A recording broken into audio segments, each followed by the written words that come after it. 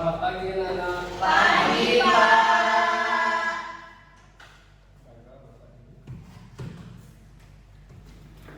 Oke, gimana? Sudah siap untuk belajar hari ini? Siap.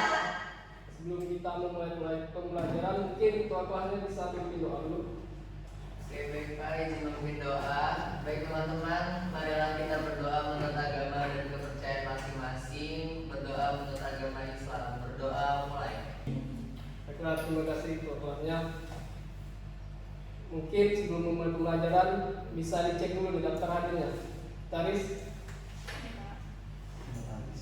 Oke, terima kasih.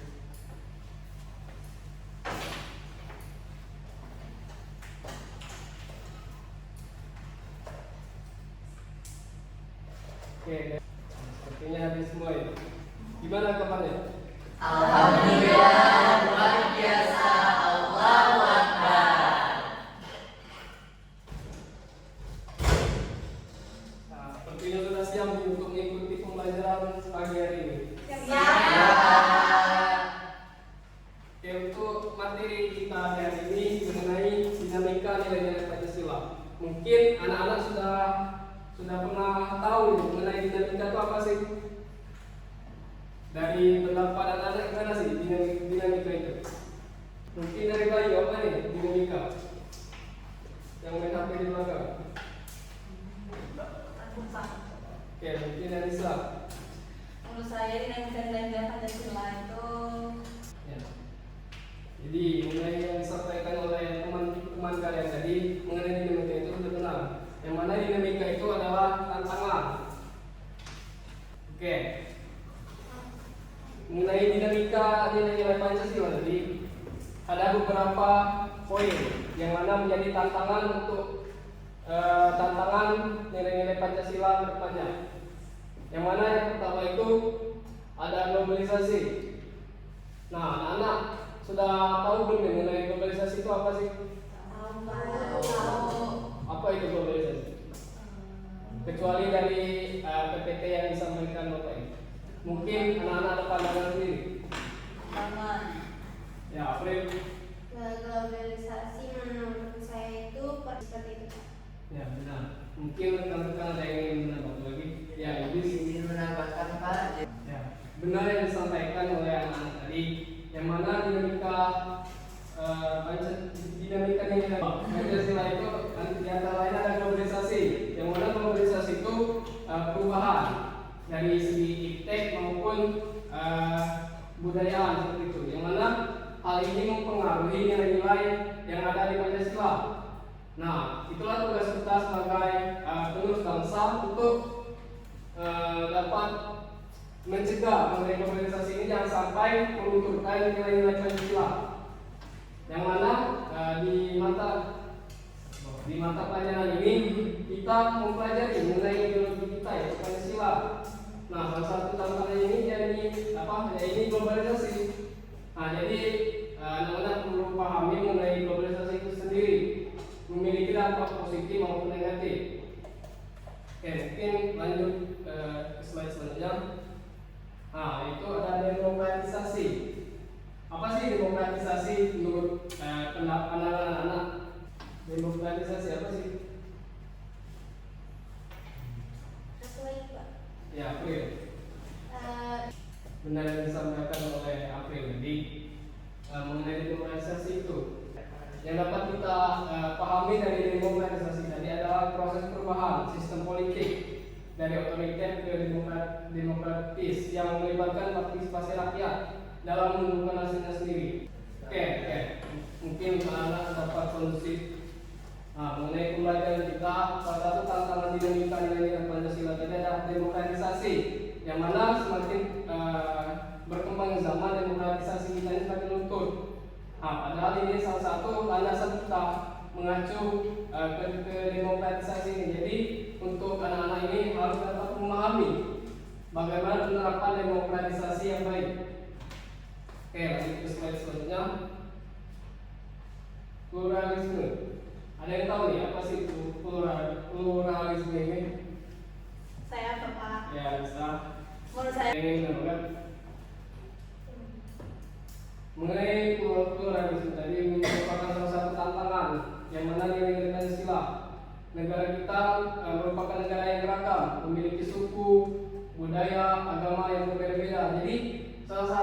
tantangannya adalah pluralisme ini sendiri, yang mana pluralisme ini adalah sikap menghormati dan mengakui keberadaan perbedaan di antara manusia dalam hal agama, etnis, budaya, pandangan politik atau orientasi seksual. Nah, jadi di balik masyarakat kita yang beragam ini, kita perlu menerapkan pluralisme agar tidak terjadinya perpecahan. Mungkin ini salah satunya. Terus kita lanjut ke slide selanjutnya. Mungkin kita ice breaking dulu nih biar gak ngantuk ya. Oke, mungkin kalau Bapak bilang pagi tepuk 1, kalau Bapak bilang siang tepuk 2 kali, kalau Bapak bilang sore tepuk 3 kali, kalau Bapak bilang malam tidak tepuk tangan. Mengerti? Mengerti, Pak. Pagi, siang, sore, malam, sore, pagi, siang, sore, malam.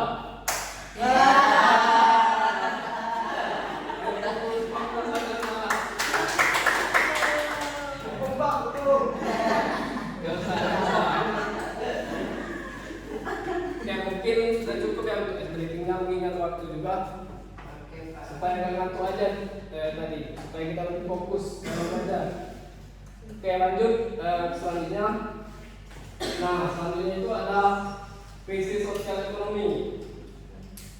Nah, yang krisis sosial ekonomi ini mungkin sering terjadi di berbagai negara, bahkan ini salah satu menjadi tantangan, terutama negara kita sendiri.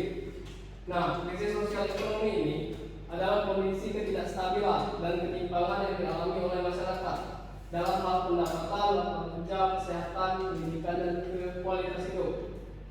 Oleh karena itu, nilai-nilai Pancasila harus menjadi motivasi bagi Indonesia untuk mengatasi krisis sosial ekonomi dengan cara yang adil dan berkeadilan. Nilai Pancasila harus mampu menjamin hak-hak sosial rakyat secara universal dan inklusif, sekaligus mengedepankan kesejahteraan sosial bagi seluruh rakyat Indonesia. Mungkin anak-anak sekalian merasa nih, bahwa kita sudah mengalami krisis sosial ekonomi. Hal ini tidak dapat kita pungkiri, yang mana di dalam sistem pemerintahan pasti krisis sosial ekonomi ini terjadi.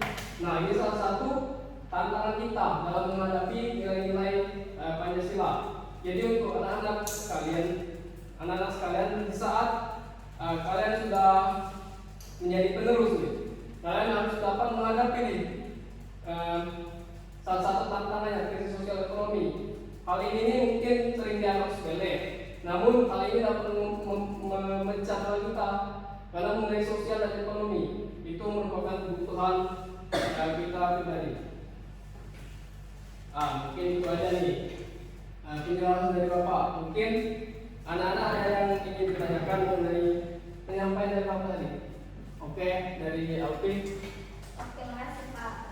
Mungkin aku ingin bertanya terkait dengan krisis sosial dan ekonomi tadi, bahwasanya kan bisa kita lihat di Indonesia ini mungkin memang masih banyaknya masyarakat yang mengalami krisis ekonomi. Bagaimana Pak dengan di suatu desa biasanya kan masih menganut mata pencahariannya itu petani Pak. Bagaimana kita bisa upaya dari pemerintah untuk bisa menunjang pertanian di desa itu bisa semakin berkembang maju Pak, karena mungkin kita lihat kayak pupuk mahal, kemudian juga bahan obat-obatan itu juga makasih. Oke, terima kasih Alfi. Pertanyaan yang sangat bagus nih mengenai krisis sosial ekonomi.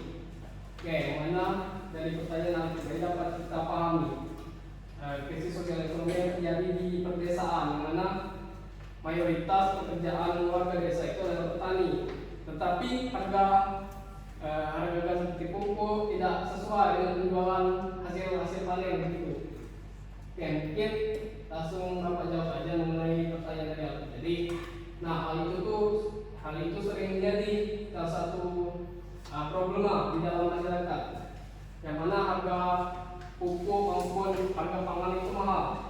Nah, hal itu disebabkan oleh kurangnya distribusi di dalam. Kenapa saya bilang begitu? Karena itu tergantung dari pemerintahnya dalam mendistribusikan hasil panen maupun pupuk yang ada di Indonesia seperti itu. Jadi mengenai itu terkadang sering masuknya impor dari luar yang menyebabkan harga dari dalam itu tertekan. Jadi yang di dalam itu kurang karena kalah saing oleh barang impor dari luar tadi. Nah, hal itu tuh sering menjadi hambatan dari pemerintah, yang mana orang yang mengimpor itu tuh sering mendapatkan mendapatkan celah dari pemerintah sendiri. Pemerintah sering memberi jalan mengenai pupuk tadi. Nah, jadi yang merasakan dampaknya langsung itu bukan pemerintah, tapi masyarakat desa. Nah, itu menjadi salah satu tantangan kita, terutama anak muda nih. Yang mana anak muda sendiri kan dominan, nggak mau bertani atau kembali ke desa masing-masing. Mereka menganggap bertani itu adalah pekerjaan bisa dibilang agak rendah dengan bertani. Tapi Indonesia ini merupakan negara agraris atau pertanian yang besar begitu. Jadi untuk anak muda sekarang ini, terutama anak-anak sekalian, jangan malu nih untuk bertani atau pulang ke desa. Suatu saat kalian sudah sukses nanti. Oke, mungkin ada yang ditanya lagi? Ya, izin bertanya, bagaimana peran Bapak sebagai guru agar globalisasi itu sejalan dengan nilai Pancasila? Oke, mungkin langsung jawabannya mengenai globalisasi. Bagaimana globalisasi itu supaya sejalan dengan nilai Pancasila? Nah, yang mana globalisasi itu salah satu contohnya perkembangan sosial media. Nah, di sosial media itu kita tuh sering mendapatkan suatu hal yang memecah belah kita sendiri. Salah satunya nilai Pancasila tadi, yang mana terjadi perdebatan, saling memburuk-burukkan agama maupun status sosial. Nah, dari segi media sosial tadi seperti handphone, mungkin anak-anak sekalian ini sudah memiliki semua di handphone. Nah, barang kecil ini dapat memecah belah kita, yang mana di dalam handphone ini terdapat banyak problema, bahkan atau bisa dibilang saat ini hoax. Nah, jadi salah satu cara kita untuk menetralisir terjadinya perpecahan bangsa tadi atau melenceng dari nilai Pancasila dalam menghadapi globalisasi tadi, ya kita harus literasi. Nah, literasi itu bukan hanya membaca buku, tetapi juga literasi digital. Bagaimana kita menerima informasi dan kita cari. Jangan segala informasi yang ada di media sosial langsung kita terima. Seperti mengenai pilpres yang belum lama terjadi ini. Nah, hal itu dapat menyebabkan perpecahan karena ada beberapa pihak yang tidak menerima kekalahan. Nah, jadi hal itu menyebabkan perpecahan. Nah, hal itu akan dapat melanggar nilai-nilai yang ada di Pancasila. Oke, mungkin ada yang tanya lagi? Cukup, Pak. Sudah mau pulang semua sepertinya. Iya, Pak. Sudah mengantuk. Oke, sebelumnya mungkin bakal Bapak kasih tugas juga mengenai yang Bapak sampaikan tadi mengenai dinamika nilai Pancasila. Nah, untuk anak-anak tugasnya itu mungkin PR saja karena sudah mau istirahat. Untuk tugasnya itu anak-anak cari dari 4 poin tadi, cari contohnya di masyarakat, globalisasi apa, terus demokratisasi apa, pluralisme apa, terus krisis sosial ekonomi itu apa, contohnya di masyarakat. Oke, Pak. Baik. Fasilitas kita atau boleh luas, Pak? Boleh luas, gak apa-apa. Pak, kumpulnya kapan? Kumpulnya di pertemuan selanjutnya, nanti bakal ya. Kelompok atau individu, Pak? Mungkin individu saja, karena tugasnya nggak terlalu susah. Ini sekedar supaya kalian dapat lebih memahami nih apa yang disampaikan Bapak, jadi Bapak kasih tugas. Baik, Pak. Tidak sulit kan? Tidak. Iya. saja dari Bapak. Sebelum kita menutup kegiatan ini, Ketua kelas bisa pimpin doa terlebih dahulu. Oke, baik teman-teman, kita berdoa sebelum pulang menurut agama dan kepercayaan masing-masing. Berdoa menurut agama Islam mulai. Oke, terima kasih Sekretaris. Baik Pak. Terima kasih Pak.